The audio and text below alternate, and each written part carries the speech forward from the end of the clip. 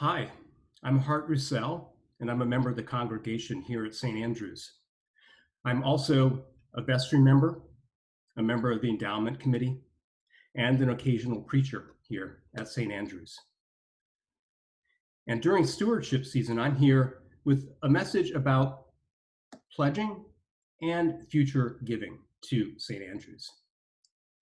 Now, in my day job, I have an opportunity to talk to people about how they use their estate planning to further their charitable interests and express their values about what's important to them.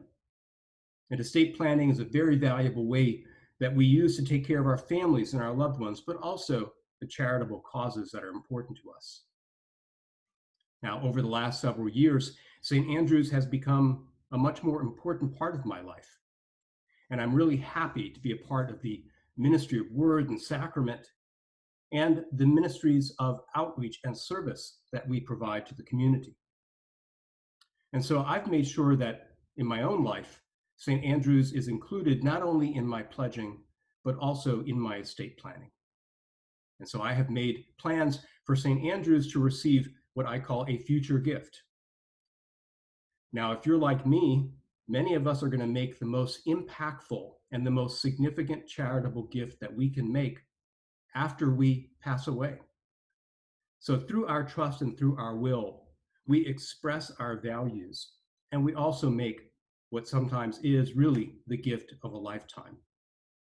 And there are several different ways to do this, but the most important are by bequest, by a specific bequest or a remainder bequest. And then, of course, there's also beneficiary designations, in which one is able to designate a charitable cause as the beneficiary of a life insurance policy, full beneficiary or partial beneficiary, or some other retirement account.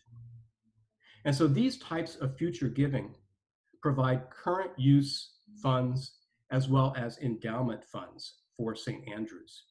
And of course, you as the donor can designate whether you want that future gift to support current activity at St. Andrews or to support the endowment.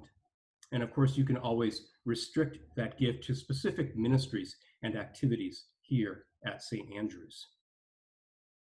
Now, during this pledging season, as we're thinking about our pledge for next year, I think we need to be reminded that during this year, 2020, we've experienced a very difficult year overall due to COVID. But one of the bright lights to come out of this situation was the 2020 CARES Act, which created special provisions to support charitable giving. And so as you think about your pledging and maybe your year-end giving to the charitable causes that you support, consider the extra deductibility that is a part of the 2020 CARES Act. There's an opportunity to derive special tax benefits from increased cash giving. And this applies to everyone, whether you do itemized deductions or take the standard deduction. There are provisions in the CARE Act that support your charitable giving to the charitable causes that you support. There's also a provision for those of us who are seniors, well, I'm not yet, but will be shortly, for those of us who are older and are using retirement accounts as a way of charitable giving. The CARES Act waives the requirement for the required minimum distribution in this year. But if you are over 70 and a half, you can continue to use your IRA account as a way to do charitable giving through the qualified charitable deduction. And this is another way in which during this current year, through cash giving, through giving through our IRAs, we can help make St. Andrews stronger for next year.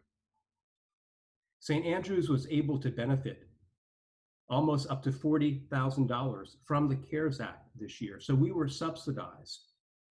But we know that next year we may not have that subsidy or have access to those funds. And so we want to make sure that we close the gap and build a strong start to our next year together here at St. Andrews. So through your will or your trust, please consider a future gift. And in your year-end planning, please consider an additional cash gift to St. Andrews to help us build that foundation and close any deficits we might have next year. So as we enter this stewardship season, I encourage you to prayerfully think about your future giving and your pledging this year. And I offer my prayers for you and your families during this difficult COVID situation. And I offer my prayers for St. Andrews, which is a welcoming place of word and sacrament and service. And with that, I say, God bless you.